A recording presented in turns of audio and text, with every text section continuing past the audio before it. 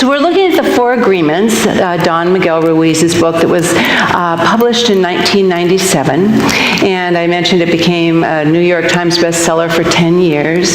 He actually right now is one of the 100 most spiritual beings in the world. He's noted as one of those because his message, his simple but profound message, has made such an impact on the world that he didn't set out to do that, but his wisdom and his heart and how much he loves has created that. So last week we talked about being impeccable with your word. How are you doing? Okay, well, we got some work to do. You know, it's a progress. We don't get there 100% at first. But being impeccable with your word simply means we understand the power that our words hold, that our words are vibrational, and what we put out there, we're creating. And so that brings us to today's, the second agreement, don't take anything personally. Are you kidding? How do you do that? Well, it is a work in progress, thank goodness, because that's really hard. If you think about it, how many of you have a pet? Okay. How many of you have domesticated your pet to become just what you want in your family, right? Well, that's us. We're born into a family and we get domesticated. We get to learn how to live in that family, and our parents, through love and goodness, reward us and punish us to be just what it takes to live in that family. And some of us do a good job and some of us are a little rebellious, but whatever. Our parents do their best, and then we go to school, and our school, wherever we go to school, wants to train us to be the best students we can be, whatever their rules are, whatever they have, and then we learn from other adults and other children and from churches, and you know what? Every person here, I would imagine, wants acceptance and approval. Everybody wants to matter, am I right? Don't we all want that? We want to matter, we want to be accepted. So often, not all of us, but most of us haven't been taught how to live from the inside out, right? We haven't been taught to find out who we really are, to find what we dream of, what we love, what's important to us, and just to live it, correct? We've been taught how to fit in to someone else's concept of what life's all about. So instead of really living authentically, oftentimes we create our behavior so we get approval, so we can be loved. Do any of you understand what I mean? I do, because that's what we do. The good girl, the bad boy, the this. We get these roles that we fit in so people will notice us and will be accepted. And really there's something in here that wants to blossom and grow. And so one of the greatest lessons we have is not to take things personally. And here's what Don Miguel Ruiz says in his, he said this is the second hardest agreement. Some of us have put it first, but here's what he says. Nothing others do is because of you. See, just kind of see where you feel about this. What others say and do is a projection of their own reality, not yours. When you are immune to the opinion and actions of others, you won't be the victim of needless suffering. Now, we did talk last week about how some of us are a little bit addicted to suffering, and it keeps us from living our fullest self. You know, remember what Marianne Williamson said, it's not our light our darkness that frightens us the most, it's our light. And so we keep that suffering consciousness, and we start having habitual thinking. And do you know a lot of us, I'd say most of us, if not all of us, have automatic responses that we don't even know we're making because we've lived such habitually unconscious lives that we've been trained to live, that we're not even aware a lot of times that maybe our thinking might be a little narrow, Do you get it? We don't even know it because we're not paying attention. We haven't been taught how to pay attention to what's important. And then what happens? And we talked last week also that we weren't born as a little baby knowing how to judge. Little babies are so cute and they're innocent and they don't know how to judge. They know what they like and don't like, but they don't judge things. We've been taught to judge, while at the same time we're told, do not judge, lest ye be judged. How confusing is that? Because who here does not have a little bit of judgment in your mind, even right now? Huh? Okay, we all do, because that's the way we think. Our mind likes to put things into little containers and boxes, and judgments is okay if we use it for feedback or something constructive. You know, I like this, I don't like this. We can use it to analyze. But the problem is so much judgment turns into criticism. And criticism's like poison. It's done for damaging purpose. Criticism doesn't really help anyone. We may think it makes us feel better when we put something or someone down and criticize them. But actually, we know there's a law of cause and effect, and a law of reciprocity, and a law of vibration. So what we put out there comes back to us. But even worse, now I don't know if it's worse than criticizing, but even worse than criticizing, I'll just say it because I can't think of anything else to say right now. Even worse than criticizing is when we accept someone else's criticism about us to be true. Then we drink the poison.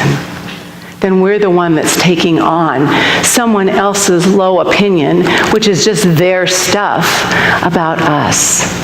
And we have to learn. You know, it was so interesting.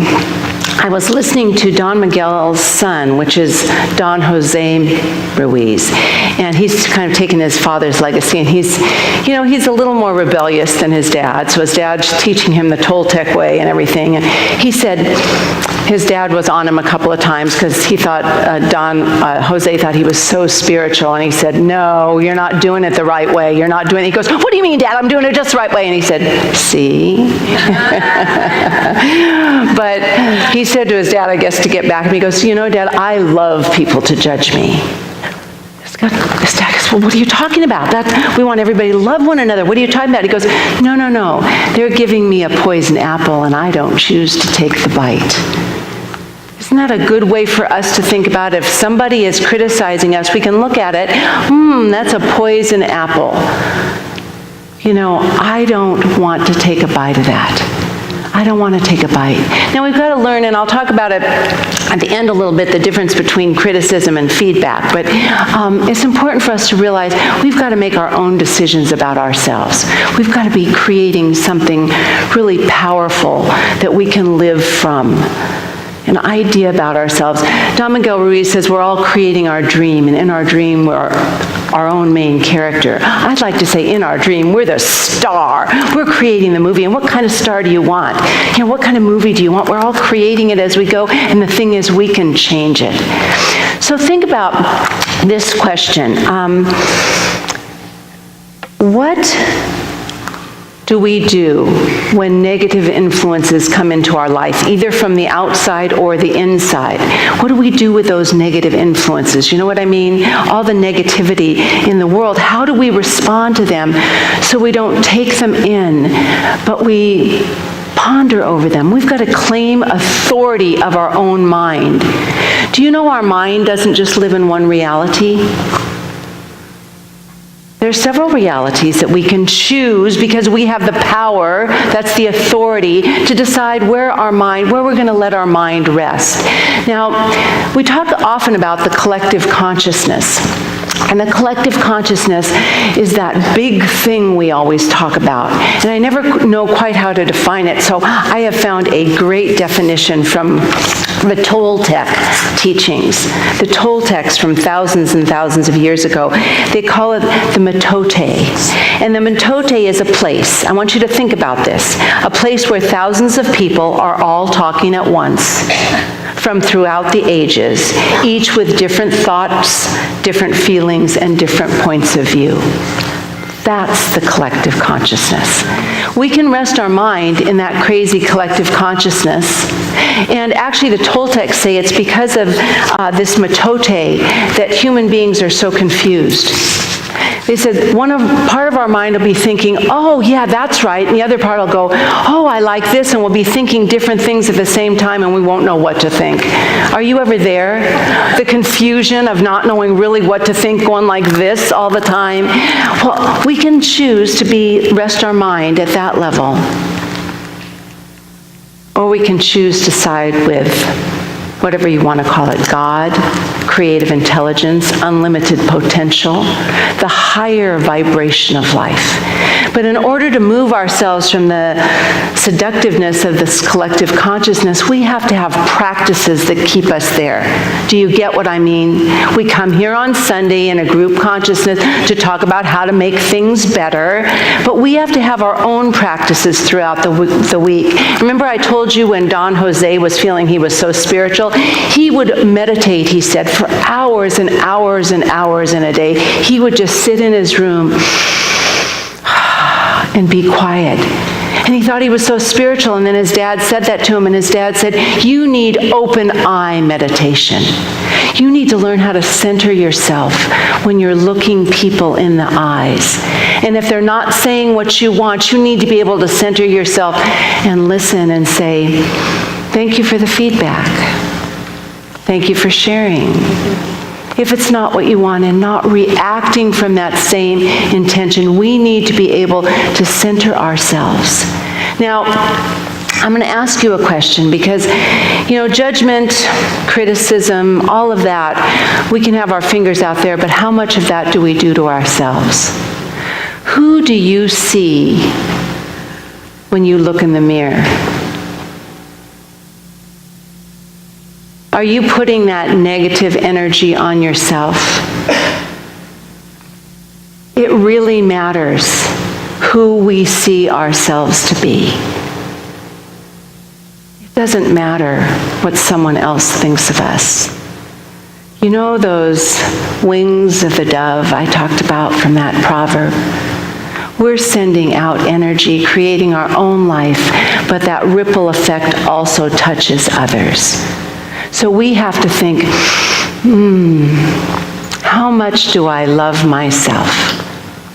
Because if I can look in the mirror and love myself, when you love yourself, you're going to love the world you live in, because those are the eyes you're seeing through. Does that make sense? When you love yourself, you're going to not only love the world here, it's going to be so much easier to love each other. No matter what they say, what they think, what they do, who they are. It's going to be so much easier to do that when we're able to say, I'm not going to bite into that poison apple. I'm going to decide for myself who I am and how I show up in the world. That is our challenge and our commitment for today. Who am I going to be in this world today? And when we refuse, it's interesting, Hafez, he's my second favorite Sufi poet. He's not my first, but that's okay, Hafez. He was born later, but he said something so smart. I just went to peek for it and I couldn't find it and I thought I'd remember it, but I don't. Oh, it's right in front of my eyes. It's so hard. Blame, criticism, hostility. He said blame, but I kind of stretched it out. Blame keeps the sad game going. Wise up. Blame keeps the sad game going. Wise up. Wise up. We don't have to buy into it. We don't have to do that. We can look in the mirror and say, I love myself just the way I am. I love myself just the way I am. I have authority over my own mind. I have authority over my own mind. I I choose what to think. And I think good. And when I think good, I see the good in you. And you, and you, and you. And, that goes on and on and on. So we can do that. So that's good. So we're going to do that. And then, what do you do when you have a lot of resentment in your life? Does anybody have resentment for the way people have treated you? Resentment for, family is a good one. That's a really good one. Whoa, boy, is that a good one. Whew. Okay, that's a really good one. Family, we have friends that have treated us badly. We've had coworkers that have done creepy things. We've had the world that's fallen in on us, The world has fallen. We can be angry at the world for falling in on us. What do we do when we have so much resentment in us that we don't know what to do? And usually it doesn't last a long time. Sorry, Art. I thought this was a better one. It's not. So what do we do when that resentment's there? We have to transcend the situation. We have to lift ourselves up and realize that we are wallowing in that collective consciousness there, wallowing in that. Anything anybody's done to us is not about us at all. I want you to know that. Anything anybody's done to us is not about us at all. It's about them and their reality and what they've created for themselves. Love them anyway. We have to practice forgiveness, number one, for ourselves. For the way we've hurt ourselves, the way we've put ourselves down, the way we haven't accepted our good when we've been terrible and awful to someone else because we didn't feel good enough about who we are. We have to practice forgiveness for ourselves first, and then forgive everyone for everything they've ever done, ever.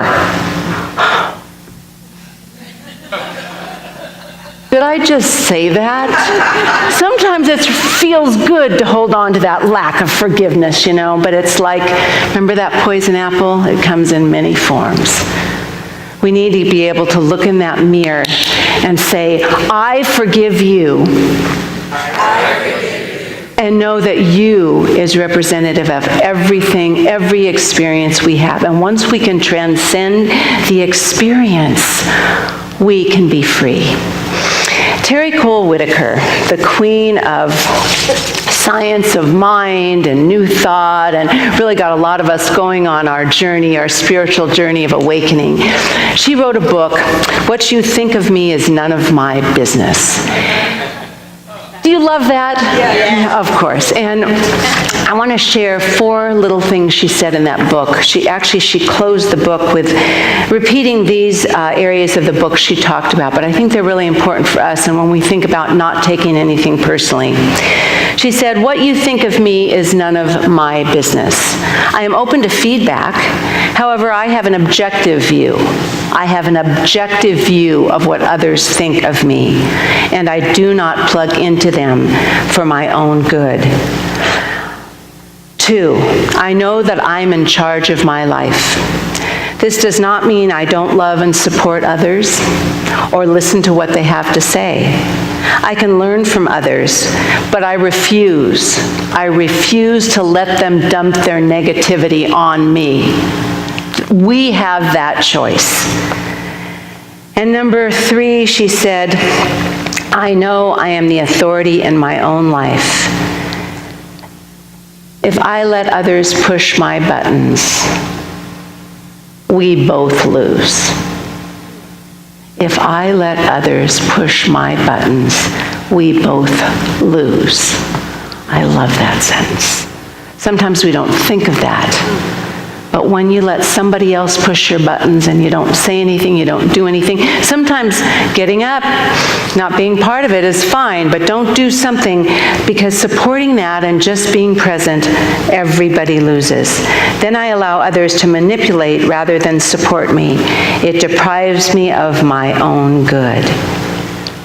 Wow, can you imagine what would happen if each and every one of us would live knowing that we are in charge of our own lives, that we can choose what to think, if we could look in that mirror and see light and joy and beauty.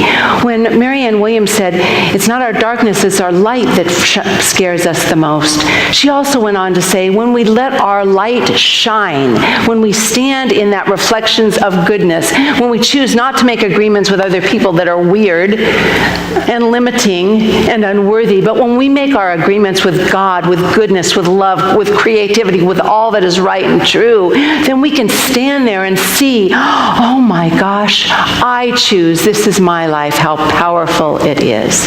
So I want you to think today, this is your call. When you look in that mirror, wherever it is, in your car, at home, walking by anything, you say, wow, that's me. And that's somebody terrific. How proud we are to be ourselves.